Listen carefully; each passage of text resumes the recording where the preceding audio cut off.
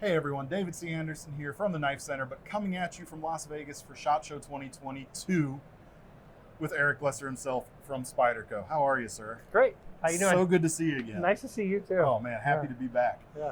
Got some cool new stuff to show us this week. Yeah, I'm definitely happy to be back. Oh man. Seeing people in person is great. Yeah, we're still pushing towards new stuff, doing the best we can. Yeah, which is harder to do these days than it's ever been before. It is. It's challenging, but we're overcoming what adversities we can to bring new product to the market, to meet the demands, and doing the best we can. Yeah, and there's some exciting stuff in this latest reveal too. I think so. Yeah. Yeah. Where do you want to start? That's a good question. Well, the kitchen knives are here in front of me, so why don't we start with those guys? Okay. These are the Murray Carter line that we've been doing now. It's a 5-piece set. Mm-hmm. This is the third variation that we're doing of these. But all available separately, not as all available separately. Not as a combo right. set, right. So these ones are injection molded. Mm-hmm. The same design as the previous predecessors, except for we really reduce the weight. Yeah. If you know Murray Carter knives, you know they have a lot of great attributes that make them special. Certainly the bevels, you know those thin blades, that thin edge, the right edge angles, the balance and the weight. You know Murray Carter really pays attention to the length of the knife, where that tip is, to where you hold that handle. You know, those lengths, those diameters, I mean, just really highly evolved. And so with this, the handles are molded right onto some BD1N, made in Japan, and it brings some tremendous performance to these pieces at a lightweight, lower cost. Well, you mentioned the weight and the balance. The Bunka Bocho, and then this model was the Nakiri? Yep. Yeah. These two models in particular, the balance on them is fantastic. It sits right at that point where you should be pinching the blade anyway, and there's like nothing to the blade. It's just so thin. It's just going to go right through, man. Those are going to be really, really efficient cutters in the kitchen. And BD1N is still a nice match. You know, we're really pleased with the performance of the edge retention, the corrosion resistance. Especially on a kitchen knife. Yeah, you have to pay attention to those things. And so, yeah, it's a nice balance. Yeah, very cool designs. I mean, I remember when the first ones came out, so you can, if you like this aesthetic, but you want something fancier, they've got like the Burl G10 handles out there. 3 tiers of this now, so this is going to be the most affordable way to get into them, though. And I think for a lot of people, they go, oh, it's such a simple design with that octagon handle and everything else. Mm-hmm. But in its simplicity and evolution, it's very high performance. Well, there's a difference between simple and crude. Right. And it's hard to do simple well. It really actually is. Yeah, you know, Murray does such a wonderful job in his design. Yeah, that's the thing. Put it in your kitchen and use it, and then say it's simple. Yeah. And so, yeah, I encourage people to get into these, to look at them, to look at the other variations, to look into Murray Carter's knives himself. You know, he makes some beautiful custom pieces. And so, yeah, it's such a pleasure to continue to work with Japanese and Murray. Absolutely. Yeah. Very cool. All right. Want to go into the low cost from China, let's do that. Let's start there. We're still making Chinese knives. We work with the Chinese on the tenacious families, what a lot of us call it. This is the Persistence, the smallest one. Very much a price point, high performance piece. 8CR13 MOV. A lot of people know that steel. Works well, very comparable to your 154s and things like that as far as chemistries. This is the bidirectional texturing that's known with Spyderco. Yep. 4-way clip. The liners are full liners on this, so you really get some good weight to it as far as the stability and the strength of the smaller package. And that's what I've said about this versus the G10 versions. It's not that much lighter weight. You're right, yeah. But you do get more grip out of it, but you don't lose kind of the strength that those knives have always been. Lightweight. Yeah, lighter weight. Lighter weight, yes. But yeah, this packs a ton of punch in a smaller package. I love how the edge gets all the way back to the handle. That's always been a favorite of mine for this whole series. You can really choke up on it and get all the way in. And when you're working with a smaller knife, the more edge, the better sometimes. And so I reviewed a Tenacious way back in the day for their blog I used to write for, and I was like, I was worried about that back edge there. I was like, can I even put it on a sharp maker? Yeah, you can. And it did. It just clears it. Yeah. It's like perfectly thought out. Sharpening is important. It's got to go on our equipment. No, it's a great knife for if you're looking for a smaller knife. You still got plenty to hold on to. Yeah, and it's not a shrimpy design at all. We're continuing to develop the knife. We have CPM 35VN going into some of these. Yep, on the two larger ones. We're going to be bringing more flavors, more colors.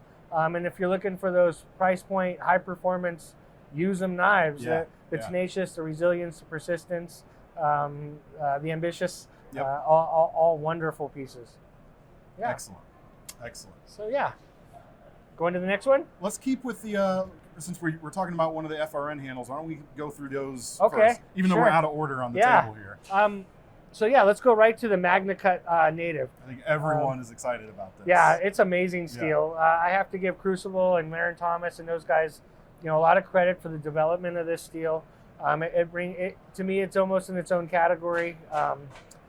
Very highly corrosive resistant. Probably it's not as corrosive resistant as H1, and I just have to put that right out. H1 is a remarkable steel.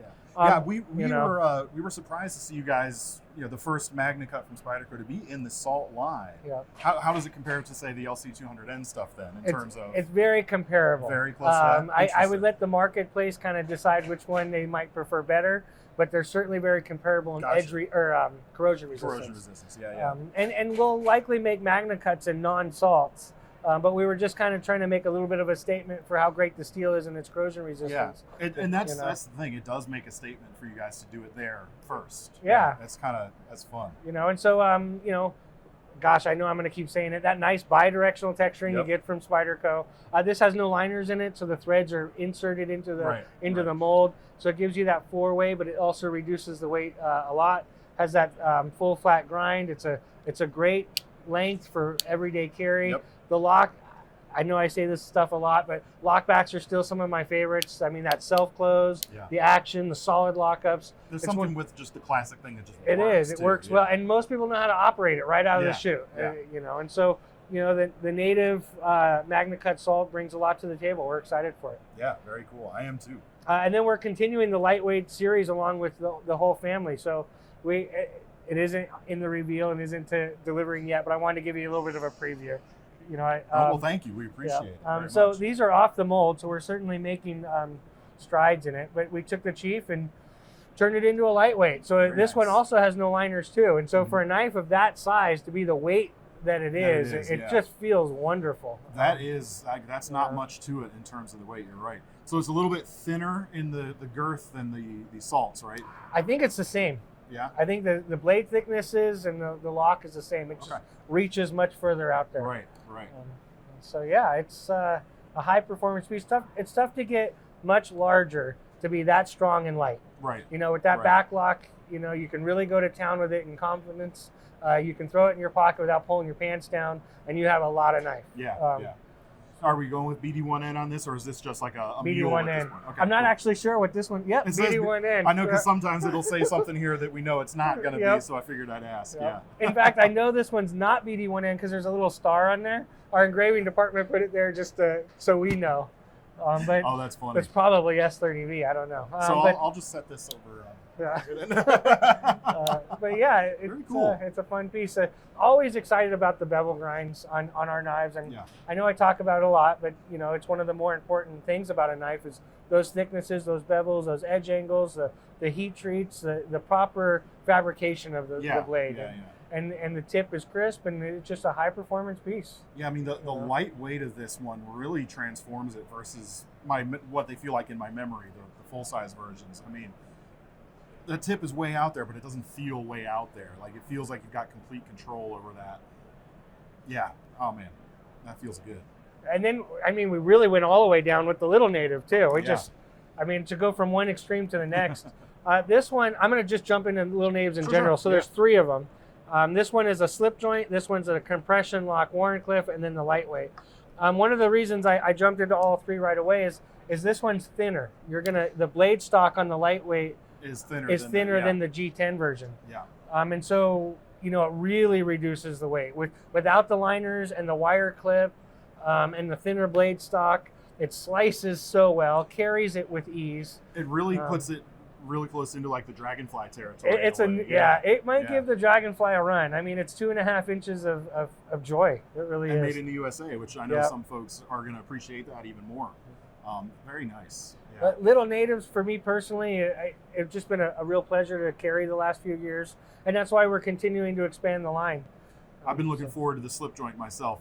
One of those is going to find its way into my pocket for sure. You might notice it didn't have a mid-stop. I saw that. I know for some people it drives them crazy. For some people they prefer it. The Little Native is very close to me. I enjoy carrying it quite a lot. As you know, I designed it and I didn't want a mid-stop on it. Maybe in the future we'll reevaluate it. But yeah, it's a nice smooth opening, a nice smooth close. And you do still have that safety measure from the way you do the choils anyway, which a lot of folks that may or may not know, but that half stop is kind of seen by some as a safety measure. So you're not giving up all the safety with this design. I mean, it's a slip it. I mean, we coined the term slip it. And back when we came out with the slip its, they were still the first of their kind to do. They were one hand open, which is always hard with a slip joint. One hand closed with a forefinger or guard, something to keep you safe.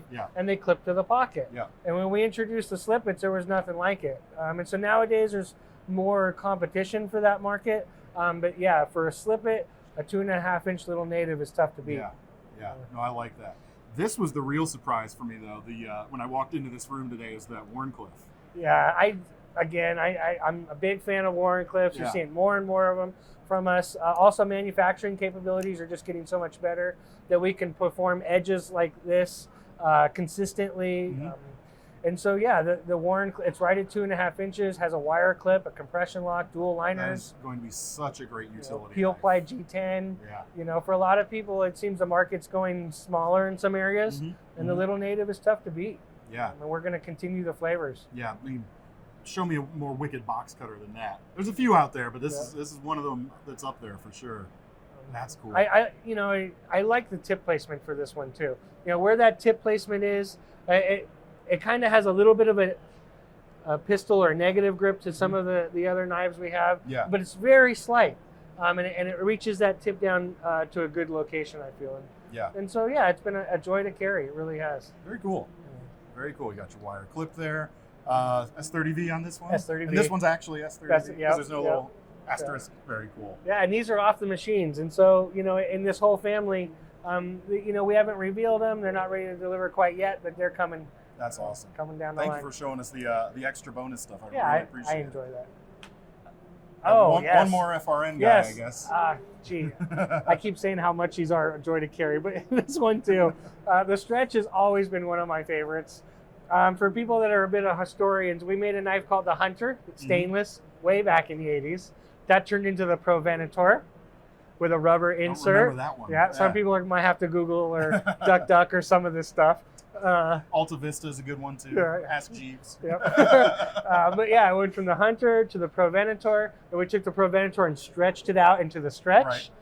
Then we made the straight spine stretch with the ivory handle, and then it's the straight stretch to straight spine XL because we kind of went extra large, really. And it's just a fairly large knife. How does that compare to the Chief? Ooh, it's pretty close, I would say. You can see that there. Pretty close, And actually, I brought in the old stretch too, just to do a side-by-side, so for length and comparison. And you'll see it's a much more traditional shaped blade that most people are accustomed to with Spyderco. That double distal taper that just slices and penetrate what it needs to. Has no liners in it, so it really reduces the weight. We press the taps in through the back so that you still get that 4-way clip. That back lock's going to give you strength and self-close and great action. It's a nice piece. For a lot of people too, it gets back to that original tip they had in Spydercos. In recent years, and I brought one of these too, the Endura Indelica and Indela family have a little bit of a round tip to them. Keep the tip just a little bit stronger. But you give up a little bit of that crispness in the tip or that acute. And so, the stretch brings that old school tip back a little bit. Well, those of you who have watched some of our end of year videos last year, you guys know that my buddy Seth thinks the Stretch K390 is one of his favorite knives you guys have ever made. So when we saw the Stretch XL, we both kind of got really wait till you see a Stretch XL in K390. Ooh. And with K390, that tip will still hold up nice. It's very cool. And a lot of these knives, like Spyderco, there will be flavors to come. Right. But who can say when? Because right now, it's a challenge. But this one is coming. It's VG10, and it's a joy to carry. It really is. Very, very nice. Very nice. Yo Jumbo? Jumping around. Yo Jumbo? Or do you want to do that? Or we talk we slip can do joints? This. I don't mind doing this. Or should we save the sprint runs to the end? We'll do that one. Yeah, It's in the I'm hand holding already. it. Yeah, yeah. We've gone too far. Yeah. So we worked with Fox out in Italy in Maniago with this one. We've worked with Fox now for decades. Mm-hmm. It's a great partnership to work with them on. And so this one comes with ivory handles, slip joint, damask steel. The Urban is the name of this one. Oh yeah, sorry, I tend to forget names sometimes or mentioning them. This one has a little bit stronger spring that a lot of people are more accustomed to in their slip joints. And you've got the half stop. And you have the half stop. And so if you really like that traditional slip joint, this one's going to be a nice fit. Also, with the wire clip, it's an easy carry. Sure. With it's a lightweight piece. And it's even kind of gentlemanly too, with the like the creamy ivory color and that damask steel as well. Yeah. Maniago does a good job. They pulled it out for this one and pulled it off. And when they do these, we know they're able to do a non-crowned spine too. Sometimes, yeah. Usually you see that. But look at the sanding on that with the white. Oh, it's to sand a flush spine like that. Yeah. When you start sanding slip joints or notch joints, non-lockers, the more you sand away, it changes the lock engineering. Sometimes they tend to get softer, or you sand and it stains the white. The white's tough to sand without. I've done a little bit there, and I don't like working with white. And then the etching of the Damascus. There's when you look at a knife like this, it's a challenge to make. Even the wire clip is tough to bend and keep at a level of quality like it is. And so, I really hats off to Maniago and Fox for doing such a wonderful piece. It's a pleasure to carry and use and bring to the market. Yeah, and beautiful too. Yeah, absolute joy. Very nice. Very nice. All right, so we got, there's a couple more here on the table in front of me. And I think since the Yojumbo's closest to me, why don't we look at that first? All right. This was designed by Mike Janich. Been working with us for more than 2 decades now, I believe. Wow. Because he was, before he worked directly with the company, we collaborated with him on the original Yojumbo. Yeah. So we made the Yojumbo. Original Yojimbo. Jimbo. Yeah, okay. Original Yojimbo. I thought I might have missed something there. Then the Yojimbo 2, now the Yojumbo. Right. So this one's the Peel Ply S90V. For a lot of people that have been following Spyderco for years, they'll know we typically like to do a sprint run in Peel Ply S90V. The cool thing about that Peel Ply carbon fiber is you do get more traction out of it. It's still one of my favorites. It just works. You can push Peel Ply in any direction. Yeah. It's going to grip you back. But it's not sharp either. Right. It doesn't rip up the pocket. Yeah. So, it's been more than 20 years we've been making Peel Ply. I still love the Peel Ply. S90V, too, is still a remarkable steel. It's corrosion resistance, it's performance, it's toughness. It's still one of the best in the field. And so, we brought the Yojimbo out. It has that nice hollow grind, so you have that thin edge. We really worked hard on the lock. Whenever you get a knife that big, you have to put more into the lock because it adds a lot more mass out there. And so the self-close, the lockup, very proud of that. The 4-way clip, as far as a self-defense or even a daily carry, it's tough to beat. I mean, it's a big honking Warncliffe blade. You can get so much work done with something like that. Yeah. And it got bigger. I mean, it did.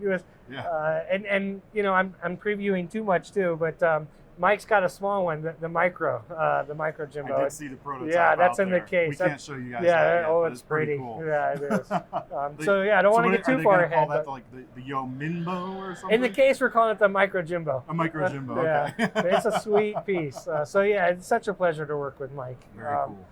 This is a fun. All of them are great carries. The liners go all the way back too on both sides, and then skeletonized. And so, it's funny. Oftentimes I'll say, "Well, they're full nested liners," and that's kind of an oxymoron. Right. Yeah. But you could say full length nested, or I know what you're saying. It fills up the scale and gives you great weight and rigidity and strength and pure pleasure. And the carbon fiber's got so much strength to it in the first place too. Like you don't need too much to bolster it, really. Yeah, I remember, I was a kid, and I think it was James Keating I was talking to, and they were talking about that when you have a knife like this, and you're in reverse grip, and you put it against an arm, right, and you have the force of your arm and the force of their arm, that's a lot of weight, hundreds of pounds, especially with bigger people, or at speed and impact.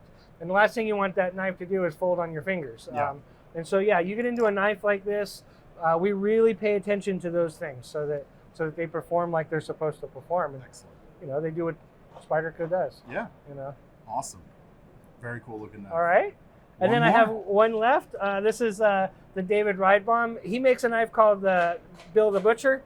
We thought that might be a tough name to roll out into production for us. We call it the stovepipe. It's a cleaver. It's a fun carry.